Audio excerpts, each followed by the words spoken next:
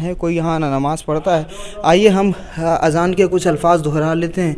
अल्लाहु अकबर अल्लाहु अकबर अल्लाहु अकबर अल्लाहु अकबर अशहदु अल्ला इलाहा इल्लल्लाह अशहदु अल्ला इलाहा। जब ये मस्जिद देख करके और ये मदरसा देख करके आप आगे की तरफ बढ़ेंगे तो आपको दो रास्ते दिखाई देंगे। एक तो विजय मंडल की तरफ जाता है, ये सामने जो आप ऊंची सी इमारत देख रहे हैं ये विजय मंडल है, और ये एक रास्ता है जो मीना बाज़ार की तरफ जाता है। और इस तरह से दिन में रोशनी का इंतज़ाम रहता था। ये भी आप देख रहे हैं, ये खूबसूरत नज़ारा आपकी स्क्रीन पर है। बादशाह के जो शाही मेहमान होते थे उनको यहीं पर ठहराया जाता था। सुल्तान गयासुद्दीन तुगलक का किला आपकी स्क्रीन पर है, और इसी तरह सुल्तान गयासुद्दीन तुगलक के किले के सामने ये सुल्तान गयासुद्दीन तुगलक का मकबरा है। अपनी ही ज़िंदगी में सुल्तान गयासुद्दीन तुगलक ने ये मकबरा बनवा दिया था।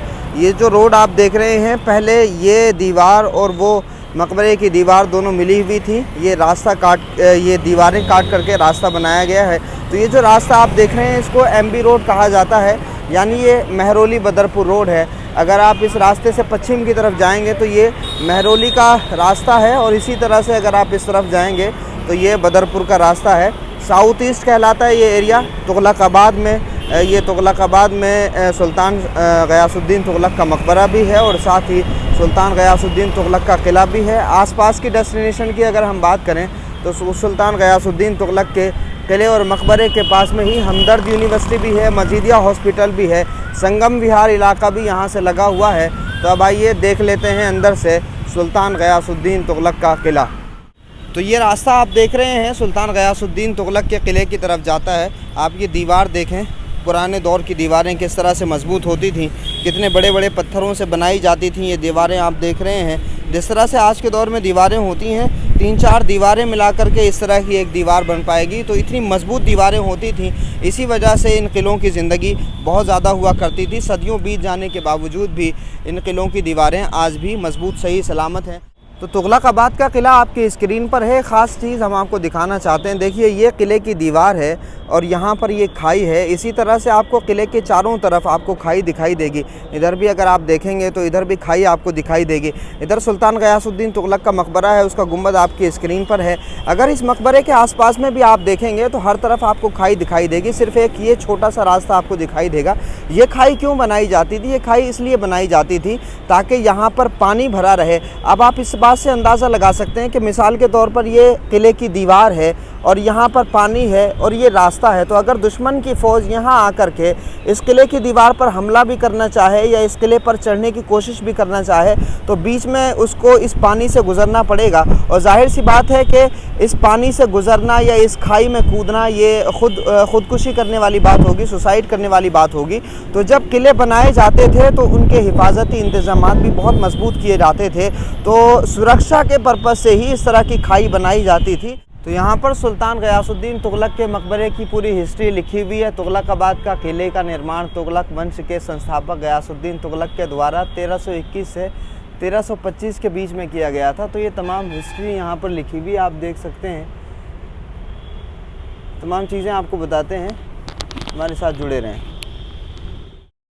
यहाँ का टिकट बहुत सस्ता है, सिर्फ 25 रुपये में आप गयासुद्दीन तुगलक का मकबरा और किला दोनों देख सकते हैं। हमारे हाथ में ये टिकट है, ये पत्थर है, यहाँ पर पूरी तारीख़ लिखी हुई है, पूरी हिस्ट्री लिखी हुई है। जब आप गेट से अंदर दाखिल होते हैं तो ये पत्थर आपको सामने दिखाई देगा।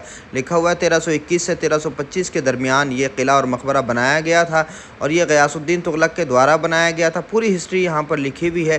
तुगलकाबाद ये ऊपर टाइटल यहाँ पर लिखा हुआ है, फिर पूरी हिस्ट्री है जिसको कोई भी नहीं झुटला सकता। तुगलकाबाद के किले में मेन गेट से एंट्री के बाद जब आप बाएं हाथ पे मुड़ेंगे तो नज़ारा कुछ इस तरह से आपको दिखाई देगा। देखिए पहले कभी यहाँ इमारतें होती होंगी, लेकिन अब सब खंडर बन चुकी हैं, धीरे धीरे पत्थर गिर रहे हैं दीवारों से। तो अब वो इमारतें तो बाकी नहीं हैं, मगर उसके कुछ निशानात बाकी हैं। तो तुगलकाबाद किले से सुल्तान गयासुद्दीन तुगलक का मकबरा कुछ इस तरह खूबसूरत नज़र आता है। आप देख रहे हैं बीच में ये सड़क है, गाड़ियों की आमद और रफ्त है। सामने सुल्तान गयासुद्दीन तुगलक का मकबरा है। काफ़ी बड़ा एरिया था। आप आसपास में ये तमाम जगह देख रहे हैं, ये पूरी ग्रीनरी से भरी हुई है, तमाम पेड़ पौधे यहाँ पर मौजूद हैं। अगर आप देख पा रहे हो तो आपकी स्क्रीन पर ये भी किले का ही हिस्सा है। असल में ये तुगलक फोर्ट जो है, तुगलकाबाद का जो किला है, ये काफ़ी बड़े रकबे में फैला हुआ था, लेकिन कहीं ना कहीं अब चूँकि ये खंडरात में तब्दील हो रहा है। आप इसकी तस्वीर देख रहे हैं, इमारत बहुत पुरानी है, तकरीबन 700 साल पुरानी इमारत है। आज भी मजबूती इसकी बाकी है, जो बुनियादें हैं वो कहीं ना कहीं अभी भी बाकी हैं, लेकिन जो बड़ी बड़ी इमारतें थीं वो अब धीरे धीरे कमज़ोर पड़ने लगी हैं और पत्थर गिरने लगे हैं। तो इस तरह से आपको ये इस किले की जो दीवारें हैं, बड़ी बड़ी मोटी मोटी दीवारें यहाँ पर आपको दिखाई देंगी। उसी तरह से ये जो खाई के बराबर का हिस्सा है ये भी आपको यहाँ पर बना हुआ दिखाई देगा। तो फ़्लाइट भी यहाँ से गुज़र रही है, आप अपनी स्क्रीन पर देख रहे हैं, और इस तरह खूबसूरत नज़ारा है। ये गयासुद्दीन तुगलक का मकबरा आपकी स्क्रीन पर, और ये तुगलकाबाद का किला आपकी स्क्रीन पर। ये शानदार नज़ारा आप देख रहे हैं। आइए थोड़ा सा और अंदर की तरफ चलते हैं, इधर देखते हैं इधर क्या है। जैसे पुराने किले बनाए जाते थे तो अलग अलग जो हुकूमत के नुमाइंदे होते थे, हुकूमत के कारिंदे होते थे, उन तमाम लोगों के लिए घर बनाए जाते थे। जो ख़वातीन होती थीं बादशाहों की, या जो ख़ानदान की, शाही ख़ानदान की जो औरतें होती थीं, उनके लिए घर बनाए जाते थे। तो अलग अलग कमरे होते थे। तो आप ये देख रहे हैं यहाँ पर तमाम नक्शा मौजूद है आपकी स्क्रीन पर। इस वक्त आप देख रहे हैं शानदार मंज़र आपकी स्क्रीन पर है इस वक्त। तो इस किले में कोई छत तो बाकी रही नहीं, मगर ये मोटी मोटी दीवारें अभी बाकी हैं। और इन दीवारों का साइज़ आप मान के चलिए कि ये चौड़ाई में तकरीबन 15 से 20 इंच इनका साइज़ है। तो बहुत आसानी के साथ में इन दीवारों पे दौड़ा जा सकता है। तो यहाँ अगर आप देखेंगे, यहाँ से नज़ारा दिल्ली का बड़ा खूबसूरत नज़र आएगा, क्योंकि वैसे ही तुगलकाबाद का किला एक पहाड़ी पर बनाया गया था, और पहाड़ी पर बनाने के बाद में इसकी ऊँचाई बहुत ज़्यादा रखी गई थी। तो यहाँ से दिल्ली के आसपास का इलाका बहुत आसानी से आपको दिखाई देगा। ये जो मंजर आप देख रहे हैं, आसपास की पूरी पहाड़ियाँ भी और आसपास के पेड़ पौधे भी तमाम आपको दिखाई देंगे। और तुगलकाबाद किले के आसपास में जो बड़ी बड़ी बिल्डिंग्स हैं, जो मशहूर बिल्डिंग्स हैं, वो भी यहाँ से आपको दिखाई देंगी। बहुत आसानी के साथ में आप तमाम इलाके का नज़ारा कर सकते हैं। तो अगर आप भी तुगलकाबाद के किले की दीवारों से नज़ारा देखना चाहें तो बहुत एहतियात के साथ में इन दीवारों पर चढ़िएगा, क्योंकि पत्थर अब अपनी जगह छोड़ने लगे हैं, दीवारें कमज़ोर होने लगी हैं। तो अगर आप यहाँ पर चढ़ते हैं तो बहुत एहतियात के साथ में चढ़िएगा, क्योंकि कुछ नहीं कहा जा सकता कौन सा पत्थर कब आपके पैर के नीचे से निकल जाए और आपको तकलीफ़ हो जाए। फिर भी आप एहतियात के साथ में यहाँ पर चढ़ सकते हैं। वैसे तो ये पूरा ही किला खंडर हो चुका है, लेकिन फिर भी इतिहास में दिलचस्पी रखने वालों के लिए, हिस्ट्री पढ़ने वालों के लिए, आर्किटेक्चर में जो लोग इंटरेस्ट रखते हैं, उन तमाम लोगों के लिए अब भी इस किले के पत्थरों से बहुत कुछ सीखा जा सकता है। अब भी इस किले की दीवारें बहुत कुछ सिखाती हैं, पुराने लोगों का कल्चर कैसा था। ख़ासतौर से दिल्ली सल्तनत के दौर में जो इमारतें बनाई गई हैं, उनका फ़न तामीर कैसा हुआ करता था, उनका आर्किटेक्चर कैसा था, उनका फ़नून लतीफ़ा कैसा हुआ करता था, उनका रहन सहन खान पान कैसा होता था। तो अब दीवारें यहाँ की कुछ इस तरह से कमज़ोर होने लगी हैं। पहले तो आप ये दीवार का साइज़ देख लीजिए, ये यहाँ से यहाँ तक इतनी बड़ी दीवार हुआ करती थी किसी ज़माने में। यानी जब गेट बनाए जाते थे तो उन गेट्स के लिए जो दीवारें होती थीं या फिर जो पिलर्स बनाए जाते थे वो इतने मजबूत हुआ करते थे। लेकिन अब वक्त गुजरने के साथ साथ में ये इमारत और ये दीवारें अब कमज़ोर पड़ने लगी हैं। ये जो अलग अलग पत्थर थे बड़े बड़े मजबूत, अब ये पत्थर भी अपनी जगह छोड़ने लगे हैं। तो इस वजह से जो पूरी इमारत थी वो अब खंडर में तब्दील होने लगी है पुराने किले की। इसी वजह से नज़ारा कुछ आपको इस तरह दिखाई देगा कि पहले यहाँ कुछ जो इमारतें बनी होती थी, जो कमरे बने होते थे, वो अब उनकी छतें जो हैं वो पूरी तरह से गिर चुकी हैं। तो गयासुद्दीन तुगलक का किला सिक्योरिटी के पर्पज़ से बनाया गया था। तो आप ये जगह देख रहे हैं, देखिए ये उस ज़माने की दूरबीन हुआ करती थी। यहाँ से अगर आप बाहर का नज़ारा करना चाहें तो बहुत आसानी के साथ में बाहर का नज़ारा हो सकता है, यानी काफ़ी बड़ा एरिया यहाँ से देखा जा सकता है। दूसरे यही जगह तीरों को फेंकने के लिए भी इस्तेमाल होती थी। मिसाल के तौर पर अगर उस तरफ दीवार के उस तरफ अगर कोई दुश्मन खड़ा है तो बहुत बआसानी यहाँ से जब तीर मारा जाएगा तो अपने दुश्मन को यहाँ से निशाना बनाया जा सकता है। मगर अगर दुश्मन यहाँ से बाहर से हमला करना चाहे इधर की तरफ तो आसानी से हमला नहीं कर पाएगा। तो ये इस तरह से फ़ौजी इधर खड़े होते थे सिक्योरिटी के लिए, हिफाजती इंतज़ामात के लिए, और वो यहाँ से देखते भी रहते थे कि कोई दुश्मन हमला करने के लिए तैयार तो नहीं है, कोई फ़ौज तो नहीं आ रही है। तो ये दूरबीन के तौर पर भी इस्तेमाल होती थी, सिक्योरिटी के पर्पज़ से भी इस्तेमाल होती थी। यहाँ पर फ़ौजें खड़ी रहती थीं और तीर और निशाने यहीं से लगाए जाते थे। तो बहुत आसानी से इस किले की हिफाजत की जा सकती थी इस तरह से। तो इस पूरे किले में इस तरह की चीज़ें आपको दिखाई देंगी, चाहे वो सुल्तान गयासुद्दीन तुगलक का मकबरा हो या फिर ये तुगलक फ़ोर्ट हो। तो इस तरह की चीज़ आपको हर तरफ की दीवार में दिखाई देगी, क्योंकि सिक्योरिटी यहाँ का ख़ास मकसद था। तो ये तमाम चीज़ें आप अपनी स्क्रीन पर देख रहे हैं, ये बड़ी बड़ी दीवारें आप अपनी स्क्रीन पर देख रहे हैं। देखिए ये रास्ता हुआ करता था यहाँ से, ये सीढ़ियाँ हैं, अगर आप नीचे उतरना चाहें तो इन सीढ़ियों के ज़रिए नीचे उतर सकते हैं। तो ये नीचे की इमारत में भी आप देख रहे हैं इसी तरह की, जिस तरह से दूरबीन हम भी अभी हमने आपको दिखाई है, तो उसी तरह की चीज़ें आप यहाँ भी देख रहे हैं। तो ये जगह भी उसी पर्पज़ से इस्तेमाल होती थी, यानी कई लेयर्स होते थे, अलग अलग ग्रेड्स के फ़ौजी आर्मी होती थी, तो वो अलग अलग जगहों पर लोगों को खड़ा किया जाता था हिफाजत के लिए। तो वहाँ कुछ और लोग खड़े होते थे, इस जगह कुछ और लोग खड़े होते थे। इसी तरह से जहाँ जहाँ जैसी जैसी ज़रूरत होती थी वहाँ वहाँ फ़ौजियों को खड़ा किया जाता था, और इस तरह से अपने किले को महफूज बनाने की पूरी तरह से कोशिश की जाती थी। तो ये स्ट्रक्चर जो आप देख रहे हैं, पहले ये कमरे हुआ करते थे किसी ज़माने में, लेकिन अब इनकी दीवारें और छत दोनों गिर चुकी है। तो अब यहाँ पर कोई कमरा बाकी नहीं है, बस थोड़ा थोड़ा स्ट्रक्चर यहाँ पर बाकी है। आप देख रहे हैं शाही ख़ानदान के जो लोग हुआ करते थे, जो औरतें हुआ करती थी, उसी तरह से हुकूमत के जो कारिंदे होते थे वो यहीं पर रहा करते थे, उनके लिए ये घर महल बनाए जाते थे। तो अब ये सारे कमरे जो हैं वो खंडर में तब्दील हो चुके हैं। तो अब आप यहाँ का नज़ारा कुछ इसी तरह से कर सकते हैं कि जो पुराने दौर के पत्थर थे, बस वो पत्थर तो आपको दिखाई दे सकते हैं, लेकिन अब स्ट्रक्चर यहाँ पूरी तरह से ध्वस्त हो चुका है, ख़त्म हो चुका है। कुछ इस तरह की इमारतें या इस तरह के पिलर्स आपको दिखाई देंगे, जो आधे अधूरे पिलर्स हैं। इस किले का जो मेन गेट है उसकी बाईं जानिब का नज़ारा हमने आपको दिखाया, और बाईं जानिब से जब आप कैमरे के माध्यम से तस्वीर देखेंगे तो किला दाईं जानिब का इस तरह से आपको दिखाई देगा। आइए अब दूसरी तरफ चलते हैं, और इधर भी बहुत सारी ऐतिहासिक चीज़ें हैं। यहाँ पर तुगलक के किले का पूरा इतिहास लिखा हुआ है, जिस तरह से हमने आपको बताया था 1321 से 1325 तक ये बनाया गया था। 4 साल में ये किला बनकर के तैयार हुआ था। पूरी हिस्ट्री यहाँ पर लिखी हुई है। आइए अब दूसरी तरफ चलते हैं। इधर तो बहुत ज़्यादा इंटरेस्टिंग और दिलचस्प चीज़ें हैं, आपको सब दिखाते हैं, पूरा नज़ारा कराने की कोशिश करते हैं। पूरी वीडियो में आप हमारे साथ में बने रहें।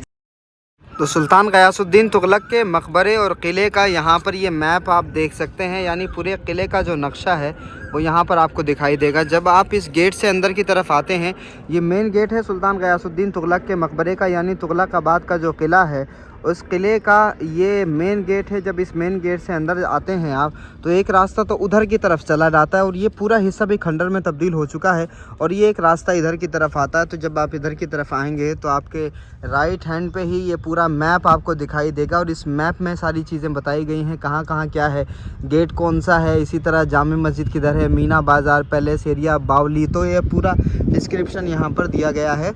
आप इस मैप के ज़रिए इस किले को बहुत बआसानी देख सकते हैं।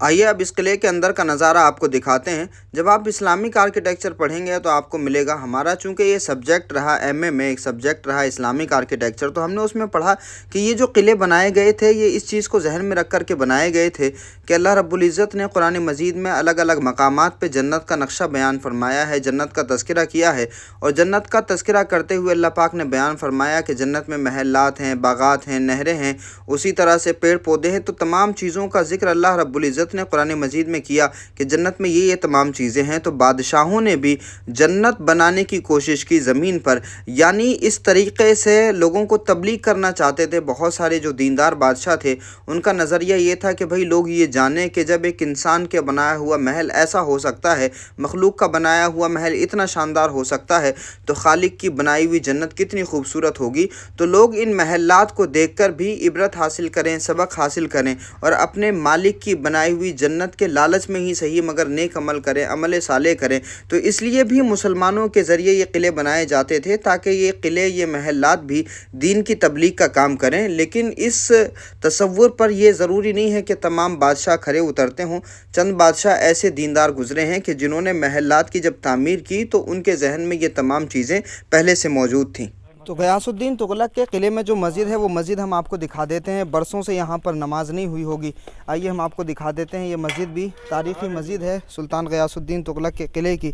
आप ये देख रहे हैं, ये जामी मस्जिद कहलाती है। बाहर जो मैप लगा हुआ है उस मैप में इसका भी तज़किरा किया गया है। तो लोग यहाँ पर भी नमाज़ अदा करते थे किसी ज़माने में। तो आप ये देख रहे हैं किस तरह से इसको कंस्ट्रक्शन किया गया है। इसकी जो छत है वो पूरी पत्थर की बनाई है, बल्कि पूरी मस्जिद जो है वो पत्थर ही की बनाई गई है। किस तरह से पत्थरों से इसको बनाया गया, कितनी मजबूत इमारत है, ये आज भी मौजूद है। लेकिन उसके बावजूद भी वीरान है, कोई यहाँ ना नमाज़ पढ़ता है। आइए हम अज़ान के कुछ अल्फाज दोहरा लेते हैं।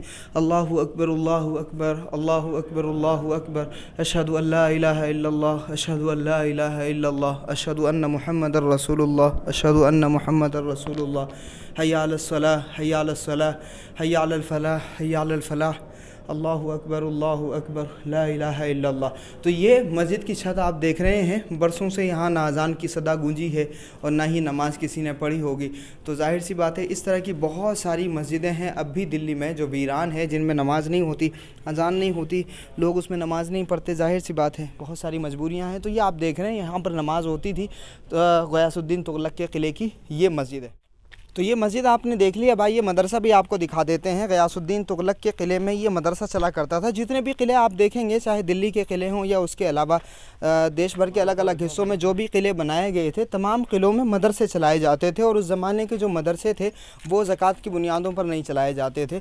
उस ज़माने के जितने भी मदारिस थे वो बादशाहों के फ़ंड से चलाए जाते थे और इस तरह के मदरसे हुआ करते थे। और इन मदरसों में सिर्फ निकाह तलाक़ के मसाइल नहीं बताए जाते थे, बल्कि ये जिन लोगों ने, जिन इंजीनियर्स ने ये इमारतें बनाई हैं, चाहे लाल किला बनाया हो या ताजमहल बनाया हो या देश भर की अलग अलग जो भी इमारतें बनाई गई हैं, वो तमाम इमारतें इन्हीं मदरसों के फ़ारिगीन तलबा ने बनाई। तो यहाँ पर ये सीढ़ियाँ भी बनी हुई आप देख पा रहे होंगे। ये पूरी इमारत ही थी, कई इलाके में फैला था। चूँकि ये पूरा किला ही जो तुगलकाबाद का किला है वो तकरीबन 6 किलोमीटर के दायरे में फैला हुआ था। तो हर इमारत का जो दायरा है वो काफ़ी फैला हुआ था। तो उसी तरह से ये सुल्तान गयासुद्दीन तुगलक के क़िले में जो मदरसा था इसका एरिया भी बहुत था और उस ज़माने में तमाम एडवांस साइंस और टेक्नोलॉजी की तालीम यहाँ पर होती थी। वहीं निकाह और तलाक़ के मसाइल और तजहीज़ व तकफ़ीन के मसाइल भी इन्हीं मदरसों में बताए जाते थे। यानी जो कुरान में कहा गया ना कि क़याम व क़ऊद और यतफ़क्करून फ़ी ख़ल्क़िस समावाति वल अर्ज़, तो कुरान की इन दोनों चीज़ों पर इन जैसे मदारिस में अमल होता था। तो फिर जो फ़ारिगीन तलबा होते थे वो मदरसों में पढ़ाते भी थे, वो मस्जिदों में इमामत भी कर सकते थे। उसी तरह से लाल किला और ताजमहल जैसी इमारतें भी तामीर कर सकते थे। तो सुल्तान गयासुद्दीन तुगलक के मकबरे में जब ये मस्जिद देख करके और ये मदरसा देख करके आप आगे की तरफ बढ़ेंगे तो आपको दो रास्ते दिखाई देंगे। एक तो विजय मंडल की तरफ जाता है, ये सामने जो आप ऊंची सी इमारत देख रहे हैं ये विजय मंडल है। और ये एक रास्ता है जो मीना बाज़ार की तरफ जाता है। तुगलक के क़िले का ये भी एक बहुत इम्पॉर्टेंट पार्ट है। आप देखिए ये मीना बाज़ार है, यहाँ पर मार्केट लगा करती थी। जो शाही ख़ानदान की औरतें थीं यहीं से ख़रीदारी करती थी। बाज़ाब्ता जो भी लेडीज़ गारमेंट्स होते थे, उसके अलावा जो भी सामान होते थे वो यहाँ पर मिलते थे। तो ये उस ज़माने की मार्केट थी। यहाँ बड़ी ख़ास चीज़ मैं आपको दिखाना चाहता हूँ। सबसे पहले तो आप इसकी बनावट देख लें। इसकी जो पूरी छत है वो पत्थरों से बनाई गई है। ये दुकानें हुआ करती थी उस ज़माने की, आप दोनों तरफ देख सकते हैं। रोशनी का भी इंतज़ाम किया गया। ज़ाहिर सी बात है कि रात में तो चिरागों का इंतज़ाम होता था। आप ये देख रहे हैं ये दोनों तरफ दुकानें बनी हुई हैं, तो अलग अलग तरह की दुकानें थीं और इस तरह से दिन में रोशनी का इंतज़ाम रहता था। ये भी आप देख रहे हैं, ये खूबसूरत नज़ारा आपकी स्क्रीन पर है, आप देख रहे हैं ये रोशनी का इंतज़ाम रहता था। और अगर ऊपर से लोग आना चाहते हैं तो इन सीढ़ियों के ज़रिए नीचे आ सकते थे मीना बाज़ार में। और जब आप आगे की तरफ बढ़ेंगे तो बड़ी ख़ास चीज़ मैं यहाँ पर आपको दिखाना चाहता हूँ, लेकिन दिखा नहीं पाऊँगा क्योंकि इसको सिर्फ महसूस किया जा सकता है। देखिए एक रास्ता ये है, तो जगह जगह इसको छत को खोल दिया गया था ताकि रोशनी भी अंदर आसानी के साथ में आ सके। और जो लोग घूम रहे हैं तो उनको सिर्फ एक दरवाज़ा नहीं बल्कि कई ज़ीने इस मार्केट में दे दिए गए थे। जिस तरह से आज गोल मार्केट में दिल्ली की या कनॉट प्लेस में अंडरग्राउंड बहुत सारी मार्केट्स बनी हुई हैं, तो ये बहुत पुराना कॉन्सेप्ट है। अब इसी मार्केट में जब थोड़ा सा आप आगे बढ़ेंगे और इस एरिए में आएंगे तो यहाँ आकर के आपको एक अजीब सी ठंडक का एहसास होगा।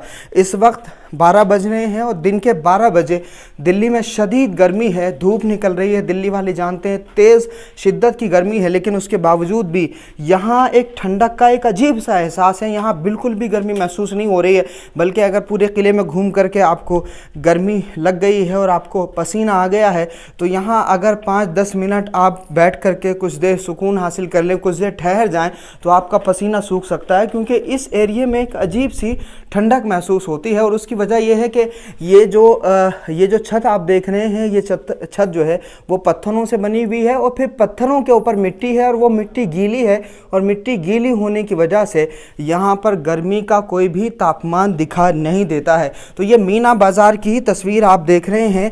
पुराने दौर में बाज़ार इस तरह के हुआ करते थे। ये दुकानें होती थीं, चिराग यहाँ पर जलाए जाते थे रोशनी के लिए, और दिन में कुछ इस तरह के रोशनदान से जो है धूप आती थी, बहुत बासानी यहाँ रोशनियों का भी इंतज़ाम होता था। तो पुराने दौर के लोग भी कितना साइंटिफिक थे, आप इस बात से अंदाज़ा लगा सकते हैं। ये एक जीना है, इधर से भी लोग आ जाया करते थे। फिर आप ये देखिए, ये एक मेन एंट्रेंस इधर भी है, इधर से भी लोग आते थे, और उसी तरह से एक मेन एंट्रेंस उधर भी है। बाकी साइड में बहुत सारे जीने बने हुए हैं, इन जीनों के ज़रिए लोग यहाँ आकर के ख़रीदारी कर लिया करते। तो इस किले की अब सबसे ऊंची जगह पर लिए चलते हैं आपको और बताते हैं यहाँ क्या होता था। आइए देखते हैं। इसको विजय मंडल कहा जाता है और यहाँ क्या होता था वो आपको बताते हैं। तो जिस जगह हम खड़े हैं इसको विजय मंडल कहा जाता है, यानी फतेह का जश्न यहीं पर मनाया जाता था। जब भी कोई विजय होती थी तो इसी जगह पर झंडा लहराया जाता था, यहीं पर चिराग भी रोशन किए जाते थे, रात में यहीं पर जश्न भी मनाया जाता था। और यहाँ से यानी विजय मंडल से सुल्तान गयासुद्दीन तुगलक के किले का नज़ारा कुछ इस तरह आपको नज़र आएगा। सारे खंडर में तब्दील हो चुका ये किला यहाँ से आपको इस तरह नज़र आएगा। आसपास का पूरा इलाका भी आप विजय मंडल से देख सकते हैं। ये सबसे ऊंची जगह है सुल्तान गयासुद्दीन तुगलक के किले की। तो ये जगह जो आप देख रहे हैं तुगलकाबाद के किले में, इसको क्लॉक टावर कहा जाता है। ये भी बहुत ऊंची जगह है इस किले में, क्योंकि ये पूरा किला ही एक पहाड़ी पर बनाया गया था। ये भी यहाँ पर कुआं आप देख रहे हैं, तो कई कई कुएं होते थे क्योंकि पानी का इस्तेमाल ज़्यादा होता था, और उस ज़माने में आज के दौर की टेक्नोलॉजी की तरह टेक्नोलॉजी तो नहीं थी, तो इसलिए कुएँ ज़्यादा हुआ करते थे। हर किले में आप देखेंगे कि कुओं की तादाद बहुत होती थी। उसी तरह से आप ये जगह देखेंगे, ये क्लॉक टावर है। क्लॉक टावर का मतलब ये होता है, जिस तरह से आज दुनिया भर में अलग अलग जगहों पर क्लॉक टावर बने हुए हैं, कि अगर अपने शहर का नज़ारा करना हो तो आप उस क्लॉक टावर में चढ़ करके शहर भर का नज़ारा कर सकते हैं। तो गयासुद्दीन तुगलक ने जब ये किला बनवाया था तो इस जगह को क्लॉक टावर के तौर पर इस्तेमाल किया जाता था, और यहाँ से पूरे शहर का नज़ारा बहुत आसानी के साथ में किया जा सकता था। तुगलकाबाद के किले में इस वक्त जहां हम खड़े हुए हैं, ये बहुत ऊंची जगह है और इसको क्लॉक टावर कहा जाता था। जिस तरह से आज के ज़माने में क्लॉक टावर बनाए जाते हैं, तो ये उस दौर में क्लॉक टावर बनाया था बादशाह ने, ताकि यहाँ से अपने किले का भी वो मुशाहिदा कर सके, किले के तमाम मामलात को भी देख सके, किले के हालात को भी देख सके। उसी तरह से आज के दौर में भी यहाँ से पूरी दिल्ली देखी जा सकती है। सामने लोटस टेम्पल नज़र आ रहा है, इसी तरह से हमदर्द भी यहाँ से नज़र आ रहा है। तो जो ख़ास बिल्डिंग्स हैं वो यहाँ से देखी जा सकती हैं। ये पूरा जो तुगलकाबाद की बस्ती है ये यहाँ पर ये दिखाई दे रही है। उसके अलावा अगर यहाँ से आप पूरा किला देखना चाहें, किले में कहाँ क्या क्या हो रहा है, तो बहुत आसानी के साथ में यहाँ से देखा जा सकता है। ये जो सामने आप इमारत देख रहे हैं ये किंग पैलेस हुआ करता था, यानी बादशाह यहीं पर रहता था। अब इस इमारत पर छत बाकी नहीं है, आसपास की दीवारें भी पूरी गिर गई हैं। ये खंडर में भी तब्दील हो चुका है। ये उंगली का इशारा जहां आप देख रहे हैं, यहीं पर किंग पैलेस हुआ करता था, यानी बादशाह और बादशाह की पूरी फैमिली यहीं पर रहती थी। मगर अब सिर्फ चंद दीवारें ही बाकी हैं यहाँ पर, बाकी सब कुछ ख़त्म हो चुका है, सब खंडर में तब्दील हो चुका है। और ये जगह जो आप देख रहे हैं गेस्ट हाउस के तौर पर इस्तेमाल होती थी, यानी जब शाही मेहमान आते थे तो उन तमाम मेहमानों को यहीं पर ठहराया जाता था। तो ये सराय भी थी, मेहमान खाना भी था, यहीं पर तमाम मेहमानों को ठहराया जाता था। सुल्तान गयासुद्दीन तुगलक का मकबरा भी हमने आपको दिखाया, किला भी हमने आपको दिखाया, मगर ये किला और मकबरा दोनों ही खंडर होते जा रहे हैं। सारी इमारतें ख़त्म हो गई और यहाँ बड़ी अजीब सी बेरौनकी है। यहाँ भीड़ भाड़ भी नहीं आती, लोग भी बहुत ज़्यादा देखने के लिए नहीं आते। तो इसकी वजह क्या है? बताया ये जाता है कि हज़रत निज़ामुद्दीन औलिया जो एक बहुत बड़े सूफ़ी बुज़ुर्ग हैं, सुल्तान गयासुद्दीन तुगलक ने उनसे दुश्मनी कर ली थी। उसका इताब ये हुआ कि उनसे दुश्मनी करने की वजह से उसकी हुकूमत भी जल्दी ख़त्म हो गई, उसका ख़ानदान भी ख़त्म हो गया और उसका बनाया हुआ किला भी बेरौनक हो गया, जिसकी जीती जागती मिसाल आपके स्क्रीन पर है। तमाम लोगों को ये वीडियो कैसी लगी, वीडियो का कौन सा पार्ट अच्छा लगा और आप क्या जानते हैं इस किले के बारे में? कोई भी अगर मालूमात आपके पास हो तो ज़रूर हमारे साथ कमेंट बॉक्स में साझा करिएगा। बहुत शुक्रिया हमारे साथ में जुड़ने के लिए।